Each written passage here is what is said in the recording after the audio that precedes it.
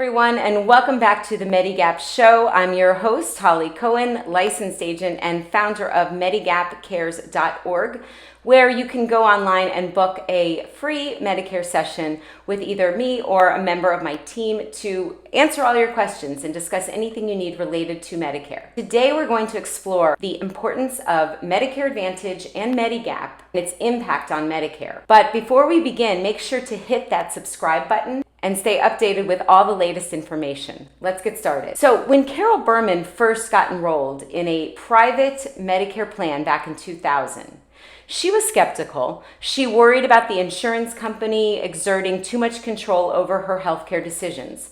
But now, 23 years later, she couldn't be happier. She also lives in South Florida, where West Palm Beach is. It's very different than the rest of the country. Health insurance is state by state regulated. So down in South Florida, where actually my base is, the Advantage plans here tend to have a lower out-of-pocket, but there are still the same restrictions on networks and decision-making, and most doctors I speak with say Medicare Advantage is fine until you use it. So hopefully Miss Carol Berman is a very healthy woman, and that's maybe why she's so satisfied with her plan. But once a person needs treatment and is unhealthy, they have a hard time navigating through the world of Medicare Advantage, finding their doctors and making sure that their bills are not going to hit the out-of-pocket maximum this year, which is $8,300. You literally do give up your original or traditional Medicare rights when you go on to Medicare Advantage. Medicare Advantage completely takes over. So let's continue with the article right now. Carol says, "I've never regretted it. It's a love affair that has grown over the years." An 88-year-old resident of West Palm Beach is just one example of the millions of seniors who have embraced the idea of an insurance company managing their health care. Just 10 years ago, less than 1/3 of beneficiaries picked a private plan under what's known as Medicare Advantage over traditional government-run Medicare coverage. Now, 2/3 of enrollees are on track to choose one of these plans. According to this article, the popularity of Medicare Advantage plans, which offer additional benefits like dental coverage, care, and groceries sometimes, in some cases, is rapidly growing. One federal report estimates that covering people through the Medicare Advantage program rather than traditional Medicare will cost the government at least $27 billion, the extra, this year alone. This raises important questions about the future of Medicare. As insurers gain more power and traditional Medicare shrinks, we need to decide if this is the best path for our country. The rapid rise of this private alternative raises questions about what care could and should look like for all 80 million people expected to be on Medicare by 2030. Harvard professor Michael McWilliams warns that the longer we wait to address these questions, the fewer options we'll have. So what are the possible paths forward? The article outlines two alternatives: strengthening traditional Medicare or embracing Medicare Advantage for all. Medicare experts have sketched out two alternative, more intentional paths forward. The first path involves making traditional Medicare more attractive by adding benefits and lowering costs. On the other hand, the second path suggests letting traditional Medicare diminish and adopting Medicare Advantage for all. Original Medicare, traditional Medicare, is the best insurance that we have in our country. It originated in 1965 by President Lyndon Johnson, and anything your doctor says is medically necessary. If you're on traditional Medicare, Medicare must pay 80%. And then most people do enroll in a Medigap plan, which takes over the 20% and pays all deductibles under hospitalization. And if you're on a plan G, you have a $226 deductible this year. So let traditional Medicare wither away and embrace Medicare Advantage for all.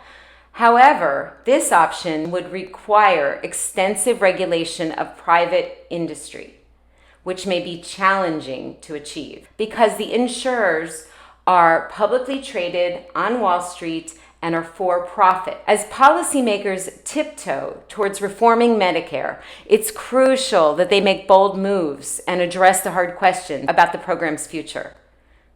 Policymakers tiptoe towards reforming Medicare, but experts call for bolder moves.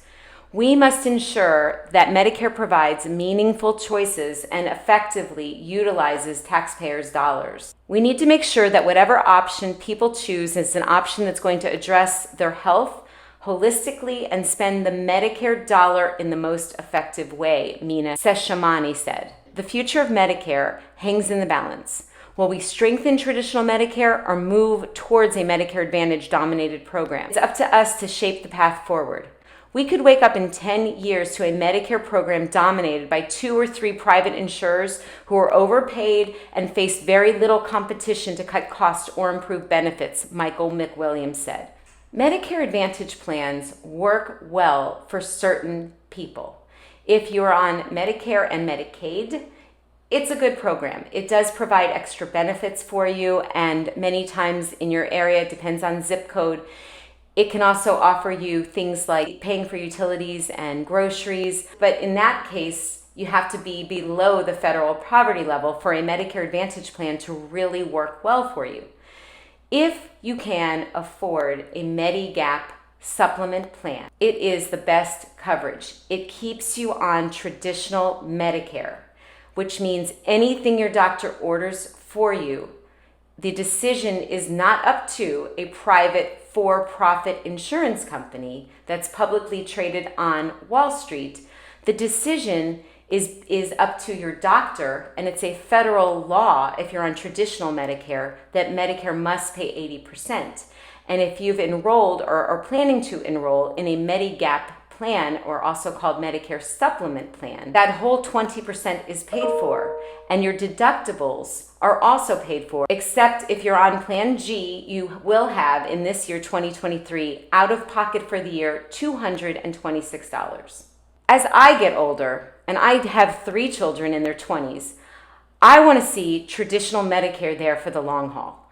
That's why I make my channel, that's why I do these videos. And our current senior population that is on Medicare, I've talked to so many doctors who've told me their patients have come off traditional Medicare in the last year and moved to Medicare Advantage, making the doctors unable to complete their jobs correctly due to the private insurers' regulations. The patients that remain on traditional Medicare can have every bill covered, and anything their doctor says that they need, they get. So in these times, it's vital you stick close to this channel as I bring you more and more important Medicare information. Thank you for joining me today on Medigap Show. Don't forget to hit that subscribe button and stay informed about all things Medicare. I'm Holly Cohen. I'll see you next time, and be well.